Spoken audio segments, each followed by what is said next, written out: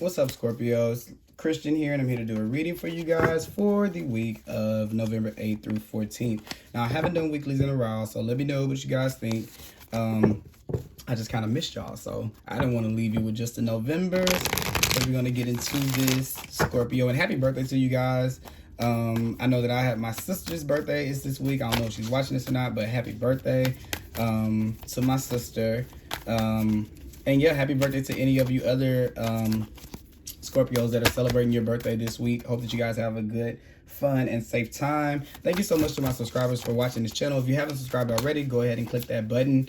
I would really appreciate that. We're going to start off with an animal spirit oracle card to kind of get an idea of how you guys are kind of going into this week, or some things that we should kind of know about this week. Let's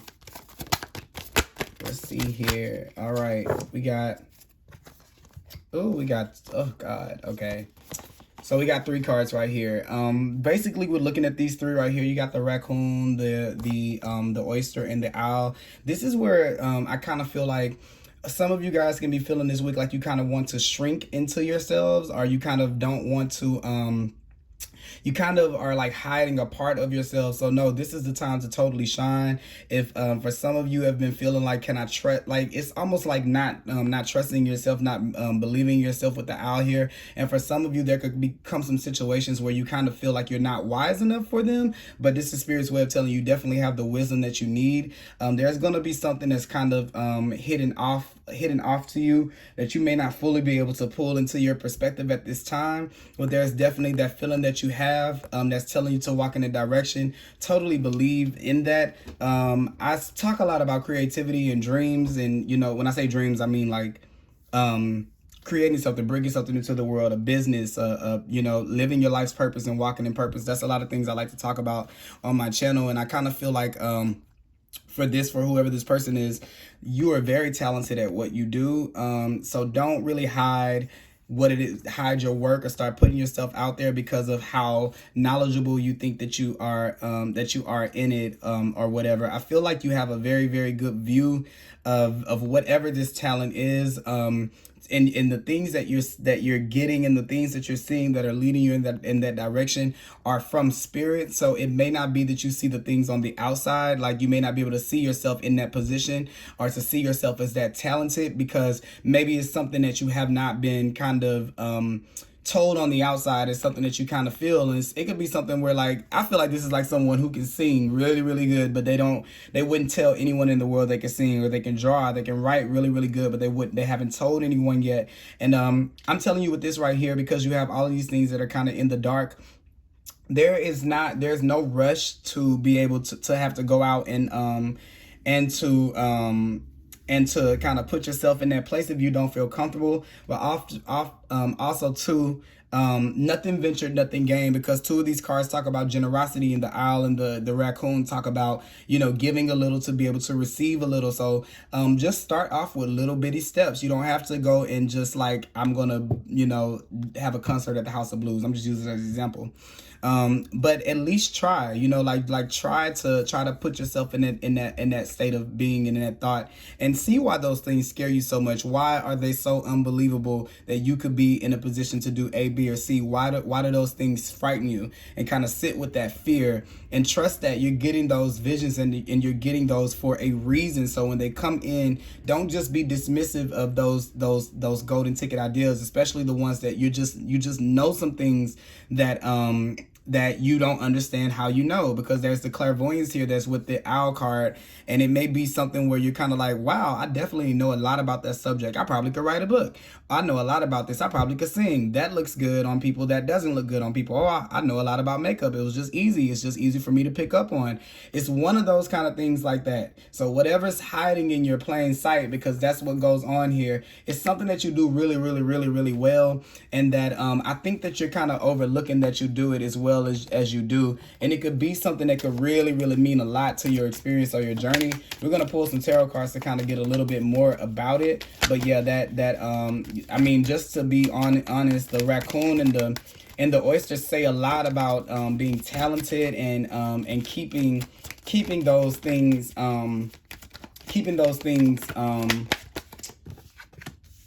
kind of like hidden away. Then you have the Two of Cups here. So yeah, I'm just kind of looking at this as the relationship of how we see ourselves, and there's this theme of seeing yourself as that thing. There's like an aspect of you that may be dealing with, you know, what I really feel like it is. I'm gonna tell you what I feel like it is. There is a part of you that whatever this thing is that your dreams kind of reside in, visions for yourself kind of reside in. The part of you that I feel like creates that magic for you is a part of yourself that that you can quite often kind of run from. So it's kind of funny because it's looking there's a so I'll explain to you what this means. I was gonna say it's kind of funny because you guys are the card of Scorpio, and the angle of the self that I feel like you would identify with, which would be the more feminine, which is emotional. Not to say that anyone's a man or a woman, but dealing, you know, water signs are feminine, and I feel like they you know, they're innately connected to that creativity or the receptivity or those talents and things like that light. But that's not what I'm saying. I'm kind of saying that the part of you that cuts away from that is the part of you that has to take a lot of action, that has to kind of put one foot in front of the other, and to kind of put yourself out there. And I kind of see it like it is maybe a sense of rejection. We may have had that from childhood or the past with the Six of Cups, and we may not want to find ourselves kind of facing that rejection again. So anything that kind of makes us feel like if we put ourselves out there in that kind of way, we kind of run from, because we haven't really reconciled with that part of ourselves yet to be able to bring this into the forefront in our experience or our lives. So that's definitely going to be something, and this could be something that you've been doing since you were a kid, or that you were good at for a kid. Since you were a kid. It also could be something that, yeah, maybe a lot of times when you were a kid, you've tried and it didn't go over as well as you would have liked for it to go.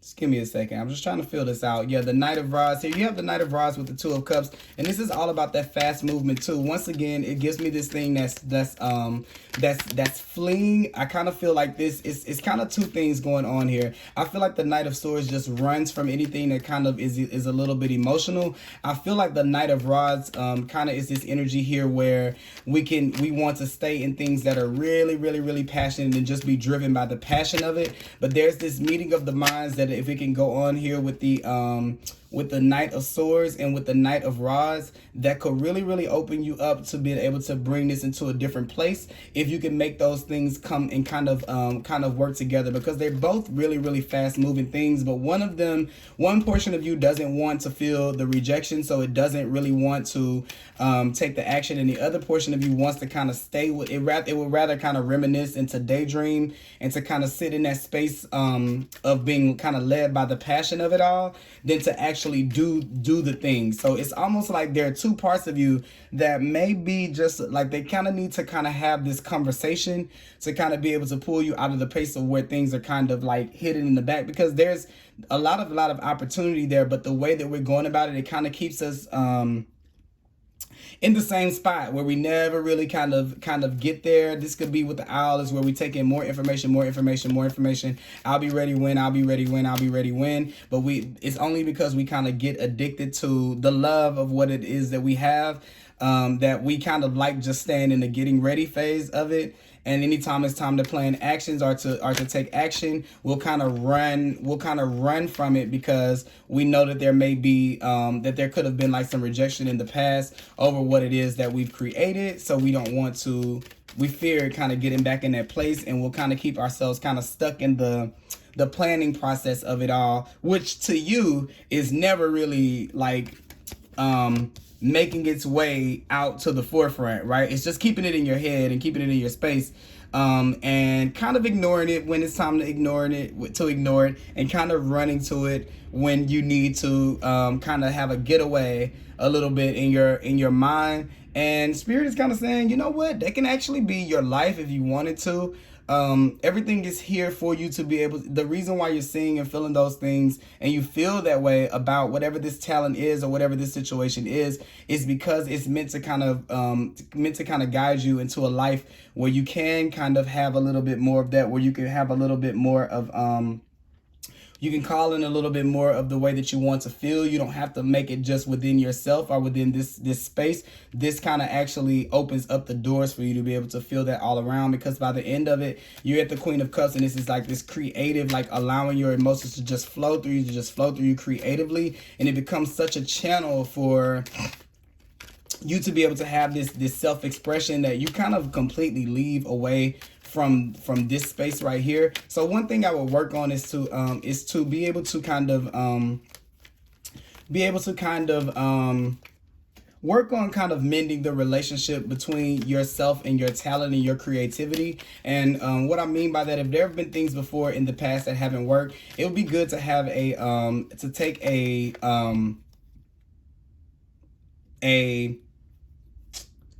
how can I say it, like a wider perspective of why those things didn't work out. And I think that if you were to do that, a lot of the times you would come back to you maybe not being in a place where that could have or would have matured and grown in the best way that it could have at those particular times. Because I feel like maybe a little bit of that, if we're holding on to a little bit of that, then we may not see it for what it is. That no, it wasn't that you weren't good. It just wasn't the right time or the right situation to allow those experiences to be able to kind of grow the way that they would need to grow now. So it's kind of like better now than never. But there's going to take this, like I said, this reconciliation between the pieces of yourself that are that person that believes in that part of yourself, because a part of you does, and the part of you, the ego part of you, that says that it can't happen, this isn't a possibility,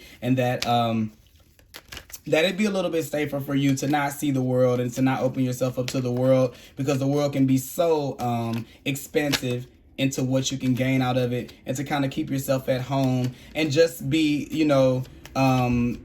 thrilled by the idea of things instead of actually going after them, especially if this has to do with relationships, because even the Two of Cups can talk about relationships or friendships that you have right here too, kind of like rather, staying to yourself a little bit more, not really showing your light, and just the idea of these things can kind of thrill you, but the fear of them keeps you, stuck with just the idea, not actually making your way out to go and to get that cup or to get those things that you want to be able to bring more happiness into your life. So bottom of the deck here is the Strength card right here, and it's definitely that balance between spirit and ego. What I was kind of talking about, they need to have this really, really long conversation, because there's like some things that are very, very special about you and unique to you that I think that are going to really, really help propel you to a different place. But there's going to have to be this conversation about, what do we do with those things? How do we bring them to the forefront of our lives, and what things are kind of holding us back from being able to see ourselves in that way, because that's really how the universe kind of sees you. Okay, we're gonna pull some Moonology cards here to kind of get a little bit more information on these things right here. Okay.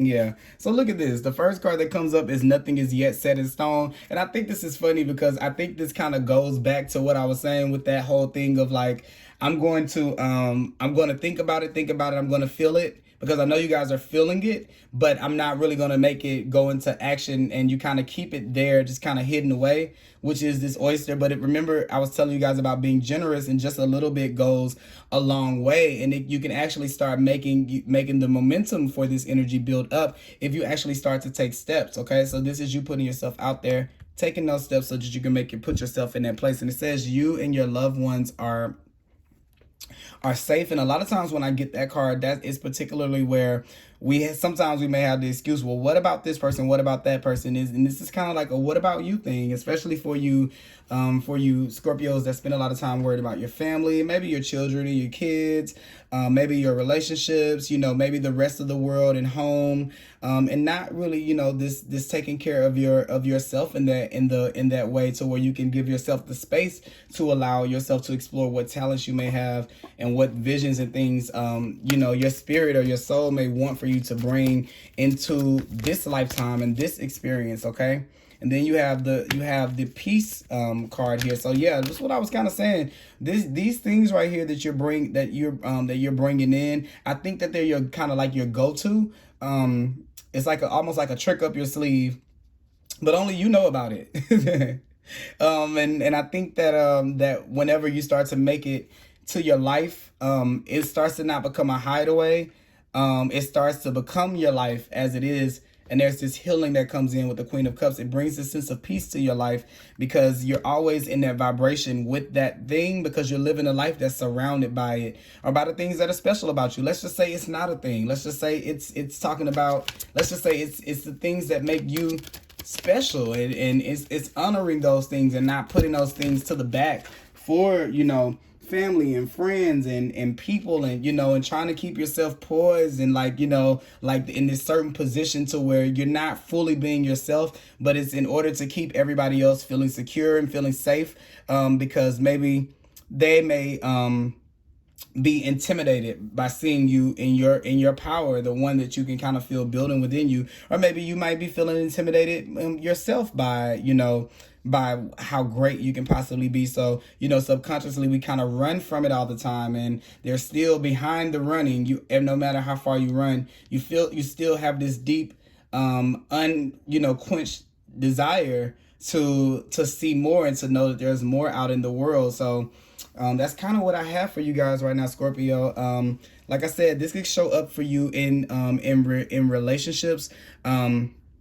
A lot of times this week they can come up for you, things dealing with other people in partnerships where you may be feeling the feeling to run, or to kind of to either go in either one of these two things, to go in like full on on 10, or to not go in at all.